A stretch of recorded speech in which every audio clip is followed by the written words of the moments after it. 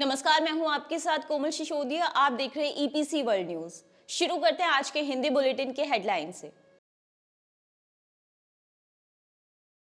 Q sales ने Microsoft के साथ ईपीसी पीवी मॉड्यूल सौदे पर किए हस्ताक्षर। एनएचएआई ने हैदराबाद बेंगलोर खंड पर 6 लेन अंडरपास के निर्माण के लिए जारी की निविदा। कॉन्स्टलिक इंजीनियर्स लिमिटेड का लक्ष्य आईपीओ से करीब 25 करोड़ जुटाने की है योजना। जीपीआरए कॉलोनी नेताजी नगर नई दिल्ली का किया पुनर्विकास। आईआरबी इंफ्रास्ट्रक्चर का शेयर मूल्य 7% बढ़कर पहुंचा 52 सप्ताह के उच्चतम स्तर पर। भारत रेलवे बुनियादी ढांचे के उन्नयन में श्रीलंका की करेगा सहायता। इंफ्रास्ट्रक्चर क्षेत्र में आरईसी का प्रवेश भारत में सड़क बुनियादी ढांचे के विकास को देगा बढ़ावा। भारत की एलएनटी को सऊदी अरब में अमाला परियोजना के लिए बहुउपयोगिता ईपीसी का मिला अनुबंध। केंद्रीय रेल मंत्री ने 2023 भारतीय रेलवे निर्माण नियमावली का किया अनावरण। सरकार का इंफ्रा फोकस 5 साल में 25,000 करोड़ जुटाने में कर सकता है मदद। आरईसी ने वित्त वर्ष 24 में सड़कों और राजमार्गों सहित बुनियादी ढांचे के लिए 1 लाख करोड़ की मंजूरी का है लक्ष्य। टेरा मोटर्स टीएन में ईवी चार्जिंग बुनियादी ढांचे को बढ़ावा देने के लिए है प्रतिबद्ध। हरियाणा राज्य में सार्वजनिक ईवी चार्जिंग बुनियादी ढांचे की तैयारी पर की गई चर्चा। मास्टर रुझान व्यापक दिशा निर्देश जो किसी उद्योग को आकार देते हैं और करते हैं प्रभावित। ईवी निर्माण के लिए 2000 करोड़ के एमओयू पर हस्ताक्षर के बाद स्मॉल कैप स्टॉक में आया 5% का उछाल। अब शुरू करते हैं खबरें विस्तार से। क्यू सेल्स के साथ विस्तारित समझौता माइक्रोसॉफ्ट को नवीकरणीय ऊर्जा के दुनिया के सबसे बड़े खरीदारों में से एक बनाता है। क्यू सेल्स ने माइक्रोसॉफ्ट को 8 साल की अवधि में 12 गीगावाट के सौर मॉड्यूल और ईपीसी सेवाओं की आपूर्ति करने पर सहमति व्यक्त की। ये 1 साल पहले हुए 2.5 गीगावाट मॉड्यूल और ईपीसी समझौते का विस्तार करता है। संपूर्ण स्वच्छ ऊर्जा समाधानों के वैश्विक आपूर्तिकर्ता क्यूसेल्स ने माइक्रोसॉफ्ट के साथ 8 साल के रणनीतिक गठबंधन की घोषणा की। तकनीकी दिग्गज अपनी सभी ऊर्जा जरूरतों को नवीकरणीय ऊर्जा से पूरा करना चाहता है और 2030 तक कार्बन नकारात्मक, जल सकारात्मक और शून्य अपशिष्ट होने की योजना बना रहा है।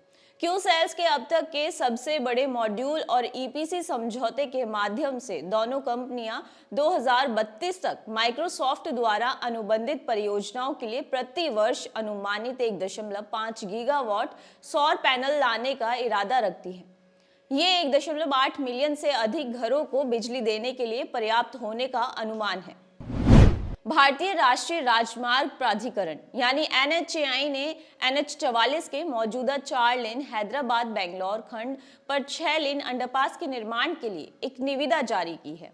इस कार्य में तेलंगाना में MORTH द्वारा पहचाने गए ब्लैक स्पॉट के दीर्घकालिक सुधार के हिस्से के रूप में 79 किलोमीटर से 124 किलोमीटर तक 6 लेन अंडरपास और संबद्ध कार्यों का निर्माण शामिल है।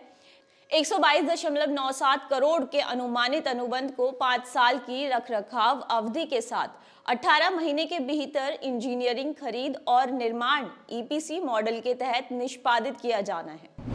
भारत की अग्रणी इलेक्ट्रिकल ईपीसी सेवा कंपनी कॉन्स्टेलिक इंजीनियर्स लिमिटेड यानी KEL ने जनवरी 2024 में लॉन्च होने वाली प्रारंभिक सार्वजनिक पेशकश यानी आईपीओ से लगभग 25 करोड़ जुटाने की अपनी योजना की घोषणा की है।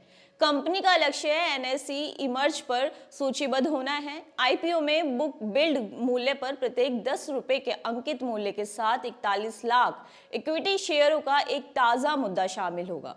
Beeline Capital Advisors Private Limited book running lead manager है और Skyline Financial Services Private Limited issue का रजिस्ट्रार है।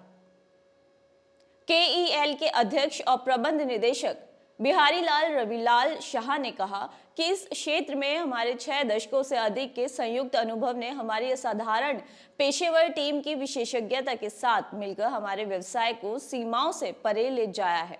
हमारी मजबूत ऑर्डर बुक और लंबे समय से चले आ रहे ग्राहक संबंध उच्च गुणवत्ता, सुरक्षित और नवीन समाधान प्रदान करने के प्रति हमारा समर्पण को प्रदर्शित करता है। एनबीसीसी इंडिया लिमिटेड ने भारत सरकार के आवास और शहरी मामलों के मंत्रालय MOHUA की ओर से नई दिल्ली के नेताजी नगर में जनरल पुल आवासीय यानी GPRA कॉलोनी का पुनर्विकास किया है। लगभग 109.32 एकड़ भूमि वाली समग्र परियोजना में जनरल पुल आवासीय आवास GPOA कार्यालय आवास, सामाजिक बुनियादी ढांचे और अन्य संबद्ध सुविधाओं के लिए मौजूदा क्वार्टरों और दुकानों के पुनर्विकास की परिकल्पना की गई है। एनबीसीसी ने 22,21,262 वर्ग फुट के निर्माण क्षेत्र के साथ अनुमानित 16.09 एकड़ भूमि पर फैली इस परियोजना के पैकेज 5 के लिए डिजाइन और निर्माण के आधार पर एक EPC ठेकेदार का चयन करने के लिए निविदा जारी की है।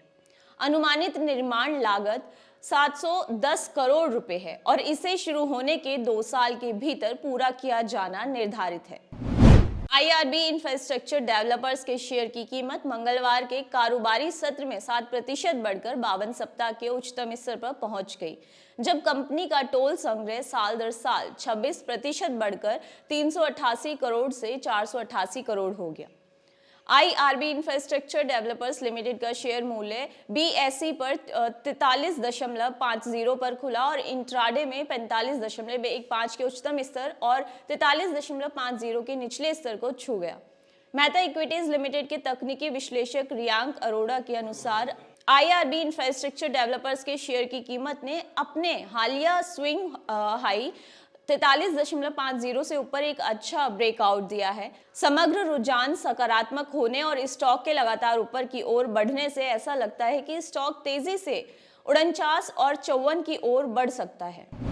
भारत और श्रीलंका ने मिलकर रेलवे नेटवर्क को उन्नत करने के लिए पूरे द्वीप राष्ट्र में 91.27 मिलियन अमेरिकी डॉलर की लागत से कई कार्य शुरू किए हैं, जिससे वस्तुओं और सेवाओं की गतिशीलता बढ़ेगी और आर्थिक गतिविधि को बढ़ावा मिलेगा। भारतीय उच्चायोग के कार्यालय से यहां जारी एक विज्ञप्ति में कहा गया है कि श्रीलंका के परिवहन, राजमार्ग और मास मीडिया मंत्री डॉक्टर बंडुला गुणवर्धन और श्रीलंका में भारत के उच्चायुक्त संतोष झा ने रविवार को औपचारिक रूप से कई कार्यों का शुभारंभ किया है। REC लिमिटेड के CMD विवेक कुमार देवांगन ने कल नई दिल्ली में REC द्वारा सड़कों और राजमार्गों के लिए वित्त पोषण पर आयोजित सम्मेलन में स्वागत भाषण दिया। भारत के विभिन्न हिस्सों से आए और 35 सड़क विकास संगठनों का प्रतिनिधित्व करने वाले गणमान्य व्यक्तियों और अधिकारियों का स्वागत करते हुए श्री देवांगन ने आशा व्यक्त की कि सम्मेलन सार्थक चर्चाओं और स्थायी साझेदारियों को बढ़ावा देगा, जो भारत में सड़क बुनियादी ढांचे के विकास को बढ़ावा देगा। देवांगन ने साझा किया कि बुनियादी ढांचे के क्षेत्र में REC का प्रवेश बुनियादी ढांचे के विकास और विकास को बढ़ावा देने पर भारत सरकार के फोकस के अनुरूप है। ये सम्मेलन डेवलपर्स को ध्यान में रखते हुए वित्तीय सहायता बढ़ाने और इस महत्वपूर्ण क्षेत्र को पुनर्जीवित करने के लिए रणनीति विकसित करने में मदद करेगा। भारतीय इंजीनियरिंग और निर्माण की दिग्गज कंपनी लार्सन एंड ट्रूबो यानी LNT ने हाल ही में घोषणा की है कि उसकी निर्माण शाखा को अमाला अल्ट्रा लग्जरी गंतव्य के लिए नवीकरणीय ऊर्जा उत्पादन और उपयोगिताओं से संबंधित विभिन्न प्रणालियों को स्थापित करने के लिए टर्नकी इंजीनियरिंग, प्रोक्यूरमेंट और कंस्ट्रक्शन EPC अनुबंध से सम्मानित किया गया है। उत्तर पश्चिमी सऊदी अरब में लाल सागर तट EPC अनुबंध संयुक्त अरब अमीरात के मजदर और फ्रांसीसी उपयोगिता EDF के एक संघ द्वारा प्रदान किया गया था, जिन्होंने अमाला रेड सी ग्लोबल यानी RSG के डेवलपर्स के साथ पूरी तरह से एकीकृत उपयोगिता परियोजना के लिए एक रियायत समझौते पर हस्ताक्षर किए थे। केंद्रीय रेल संचार और इलेक्ट्रॉनिक एवं सूचना प्रौद्योगिकी मंत्री अश्विनी वैष्णव ने आज नई दिल्ली में भारतीय रेलवे निर्माण मैनुअल 2023 का अनावरण किया। मैनुअल लॉन्च करने के बाद सभा को संबोधित करते हुए केंद्रीय रेल, संचार और इलेक्ट्रॉनिक और सूचना प्रौद्योगिकी मंत्री अश्विनी वैष्णव ने कहा कि निर्माण मैनुअल भूमि अधिग्रहण, वन मंजूरी, पुल डिजाइन, अनुबंध प्रबंधन, सुरंग निर्माण सहित कई गतिविधियों में मदद करेगा। सड़क, फ्लाईओवर, पुल के नीचे ये मैनुअल हमें दुनिया का सबसे तेजी से बढ़ने वाला रेल नेटवर्क बनने में मदद करेगा। एनबीसीसी भारत ने हाल के वर्षों में अपने राजस्व मॉडल को मजबूत किया है। ये निष्कृत भूमि, पार्सल और संप्रभु के स्वामित्व वाली अन्य संपत्तियों के मुद्रीकरण के माध्यम से मूल्य सृजन पर सरकार के फोकस से प्राप्त प्रमुख लाभों में से एक है। राज्य सरकार संचालित परियोजना प्रबंधन सलाहकार फर्म का अब भारत और विदेश दोनों में रियल एस्टेट विकास पर अधिक ध्यान केंद्रित है। उसे रुकी हुई आम्रपाली परियोजनाओं के प्रबंधन से प्राप्त विशेषज्ञता का लाभ उठाने की उम्मीद है। हमारा राजस्व ऊपर की ओर बढ़ रहा है और हमें वित्त वर्ष 2023 में 8,962 करोड़ की तुलना में वित्त वर्ष 24 में लगभग 15% साल दर साल वृद्धि की उम्मीद है। पुनर्विकास और रियल एस्टेट सेगमेंट से राजस्व को बड़ा बढ़ावा मिला है। 55,000 करोड़ की मजबूत ऑर्डर बुक के साथ निरंतर राजस्व प्रवाह सुनिश्चित किया जाता है। भारत के बुनियादी ढांचे के विकास को एक बड़ा झटका देते हुए राज्य के स्वामित्व वाली आरईसी लिमिटेड ने चालू वित्तीय वर्ष में सड़कों और राजमार्गों सहित बुनियादी ढांचे के क्षेत्र में अपनी वित्तीय मंजूरी को बढ़ाकर 1 लाख करोड़ करने की अपनी महत्वाकांक्षी योजना की घोषणा की है।